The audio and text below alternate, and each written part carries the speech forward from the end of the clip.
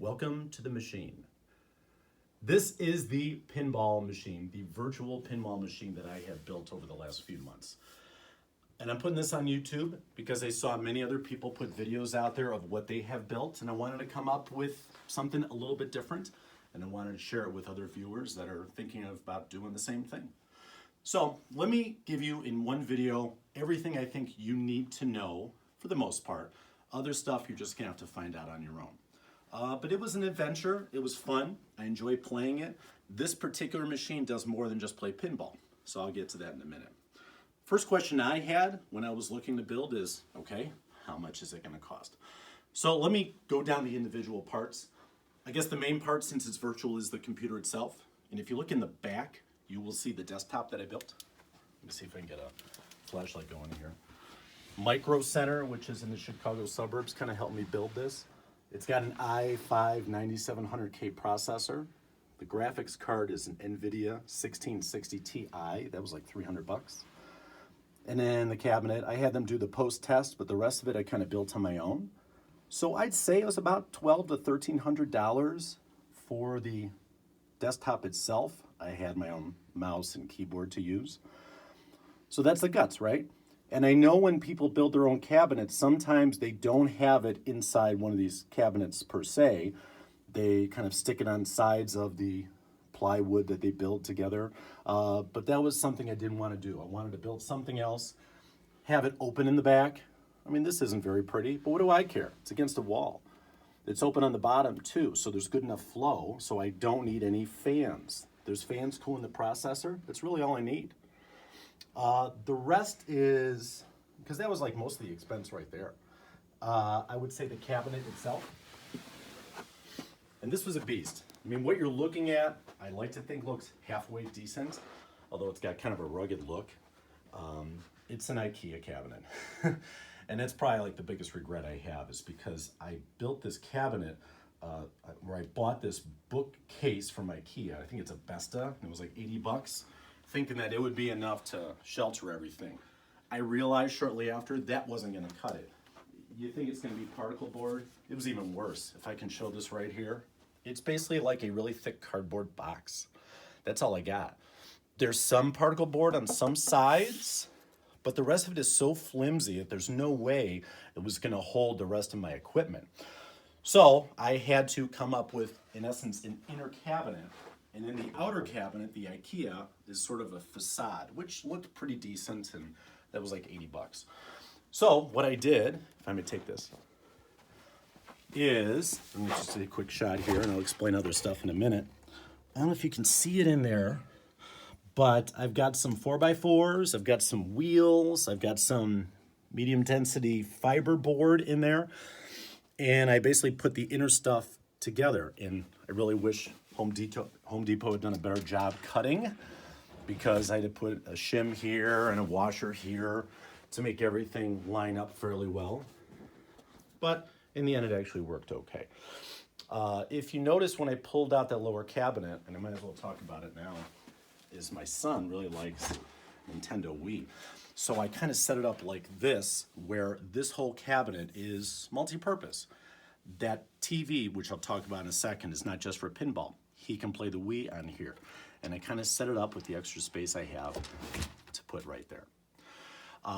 You see the buttons over here? This was stuff that I had to buy on my own. All these buttons I bought from Virtua Pin. Now that's a site where you can buy a complete cabinet without the guts for over $1,000. I think I saw one that was 1,300 bucks. And I had a dollar amount in mind. I didn't want to spend as much as $3,000 in this entire thing. So that's why I DIY'd a lot of it. That's why I did an IKEA hack on this stuff. But the buttons themselves, probably only like 30 bucks or so from Virtua Pin. The plunger over here, which I'm proud about, I went to Pinball Life. Now, most people buy stuff through the mail from them, but I went to Huntley, Illinois, got to meet them. That was pretty cool. It's like a famous place for pinball. And so this was not expensive at all. And this is one of the last things I was able to get working. I feel like it's complete now because I've got an actual plunger that works. So that was really cool. I guess I should talk about the playfield here, because this playfield is an Acer 431. 431 something or other. It was $400. It's a 4K screen, 43 inches. The Acer 430 is well known for being really good, but I couldn't find the 430, and I wanted to go with a monitor because it would be 4K. I thought the refresh rate would be really good, and I was hoping that the angle would be good, so I didn't have to look dead on. Because if you think about it, that's a problem with pinball machines. And if you look at my cabinet design, it angles this way more. I mean, that was something I did different with this. I didn't want it to be as flat as pinball machines typically are. I think it's usually 5 or 6 degrees past parallel, your typical pinball machine. If they did any more, gravity would take the balls so much and it wouldn't play very well. But this is virtual. I don't need to do that. I've seen people have cabinets where they basically just take like a plasma TV, stand at portrait, flat against the wall and play pinball. That didn't feel right to me either.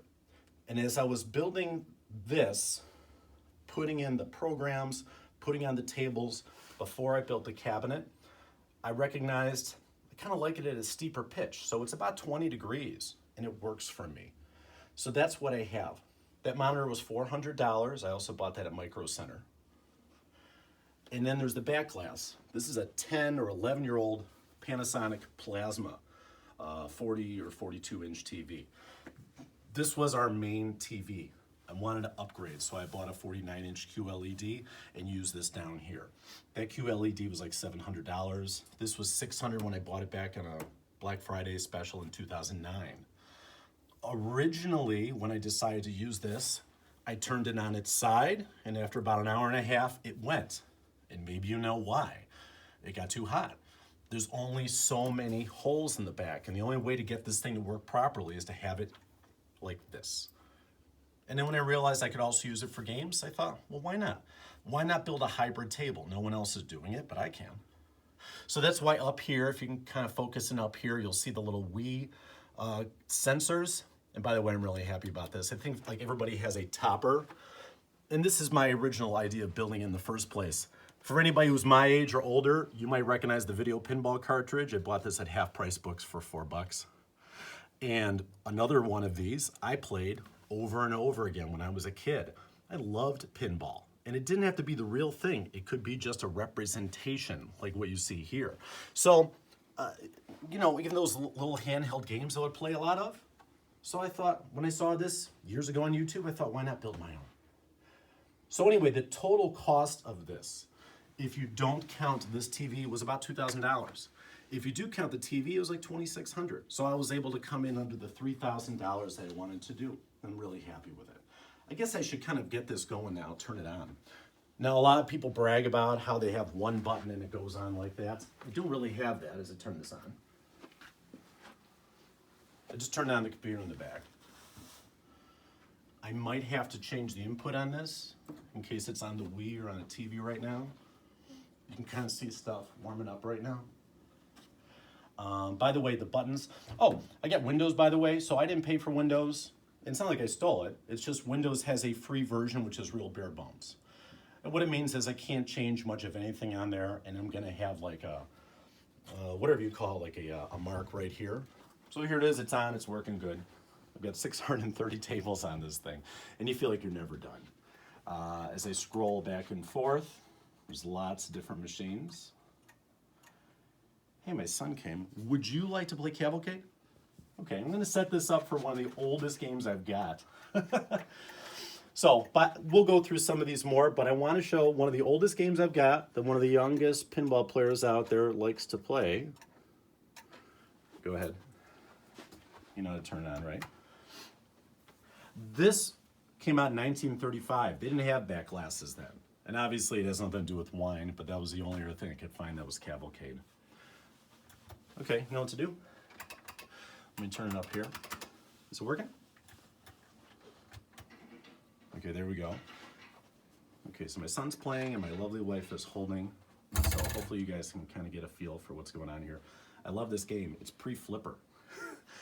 I wanted this to be like a history of pinball, like a tribute to what pinball is. So if there's a machine from 1935 that's just clever and isn't your typical flipper, nudger, then I wanted that on there. And for those of you building this, I suggest you give this thing a try because there's actually a ton of strategy in Cavalcade, and we've had a good time. My son somehow got 11,310 balls. That was really good. Great job, bud. I was impressed with that. I guess at this point you can see, even though this is an old machine, that this is 4K, if I may. Thanks. I might get the 5,000. You're going to try to get the 5,000? Oh, yeah. Keep going. Keep going. You're doing great. Because if I get one in there and then it goes down there, I'm going to get it. Okay. Yeah, I hope you do. Oh. Well, that's okay. You know what to do with that as long as you get in the starter. Yeah. How many balls you got left? 4. 500. Okay. Hey, you're at 5,800 now. You got a chance.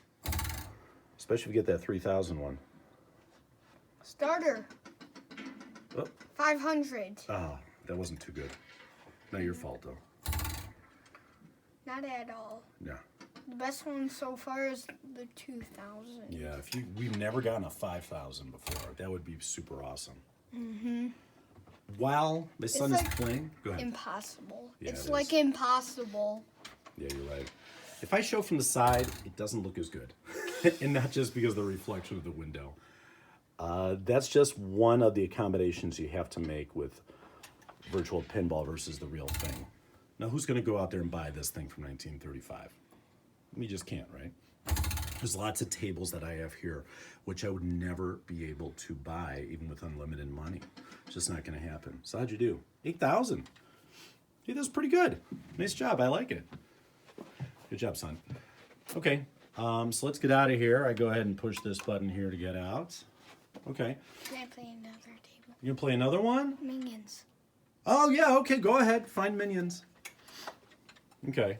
So as he is going through, you can kind of see, this is Pinball Y, created by MJR. It's one of the front ends that you can have. Pinball X, Hyperpin, those are kind of older. People love Pinup Popper right now. And I don't know, I haven't gotten a Pinup Popper yet, but there's a reason why I'm gonna have to. I feel like you always have to keep upgrading. This is always a work in progress. It's certainly playable at this point, so I'm happy with that. Oh, I see it coming. You know, I've got actual tables out there. I've got made-up tables like this. Is it gonna make that?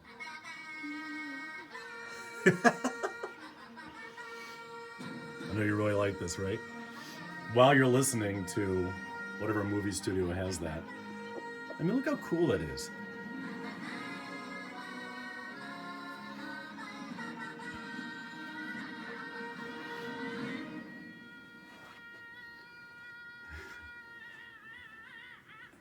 Okay, go ahead and play. It looks great from here. Is it working now? Okay, go ahead and play. But it looks flat from here. And I'm not going to say this is the be-all, end-all of pinball. It's not. But while he's playing, I'm going to go over and show you one actual machine that I do have. It's called Fire from 1987. It's a Williams machine. There were some bad machines from Williams in that day, like Lizard, Grand Lizard, and Big Guns. And Fire's a pretty machine. It's not overly challenging. This is a champagne edition, so it's actually pretty rare.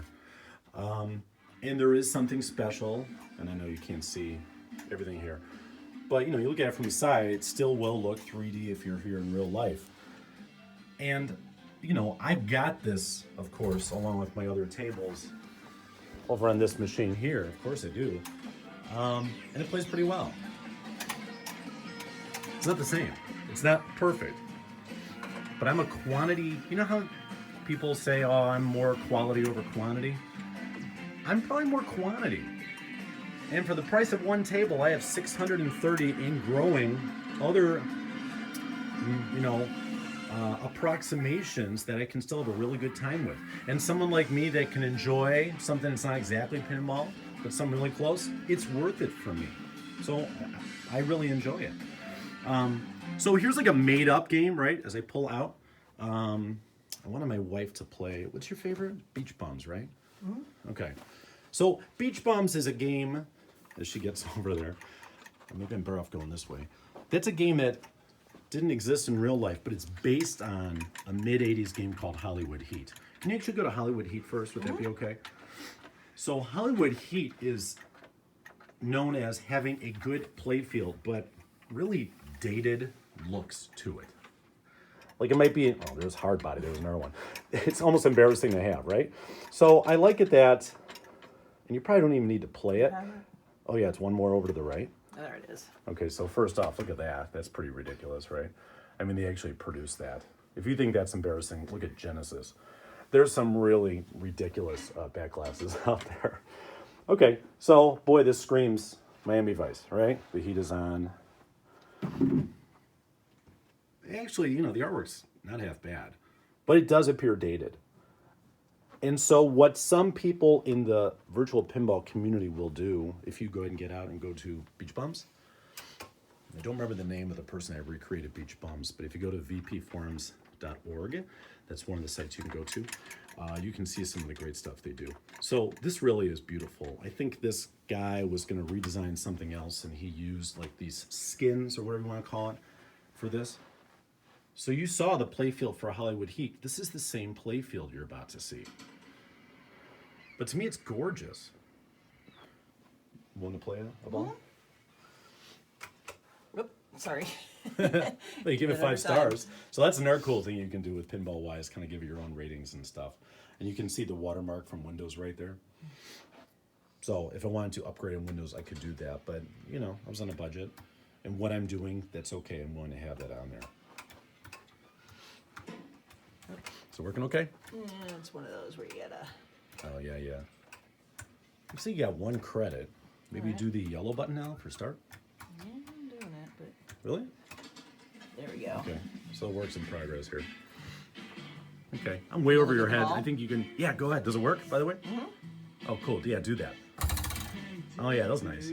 So there's like a little bit of a delay there, but, you know, after you play something with a little delay a couple times, you get used to it. Your brain's able to do that. This is really beautiful. And you know what? It's not skanky, for want of a better term. I mean, there's nothing dirty about the glass. It's not offensive at all. I love that. I mean, if you've got a kid in your house and you don't want like every... I mean, there's, you know, there's lots of tables out there that are somewhat adult. I don't have to worry about that on this. How'd you get to multi-ball already?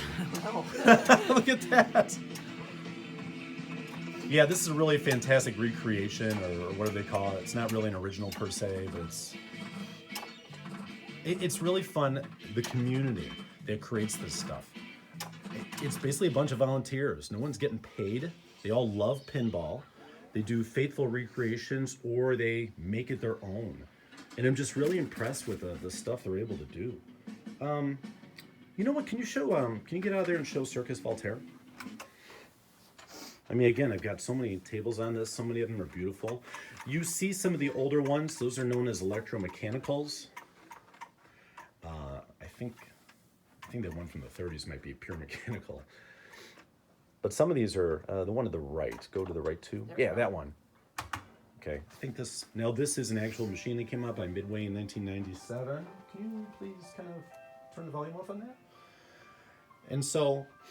This is just gorgeous. I think J.P. Salas recreated this one. He likes putting everything on one table, and Circus Voltaire naturally does that where it has the DMD there. I have a 2-screen setup where I don't have an actual DMD because it worked okay for me. But what I want you to show, and I'll hand this back to you, focus in on that green head over there near the back on the right. Okay, I have nudge on this. There are buttons where it'll simulate the nudge, but I've got a KL25Z processor here. That's what MGR suggested. And it's got accelerometers built in, which can act as nudges. So here we go. I'm going to hit the cabinet. And I love that. I'm actually able to move the thing around like it's the real thing. This is a beautiful playfield that we have here. I'm able to nudge this thing. Not sure if I'm able to tilt yet. And if I can't tilt, sounds good to me. I don't really want to tilt anyway. So I'm pretty good with that. Okay, so yeah, there's so many other tables here on this. And I think this has really been good fun to do. I did mention Pinball Y before, that is the front end. I think that's a great beginning front end to use. the way it handles the media, the way you're able to put stuff in. It's really worthwhile.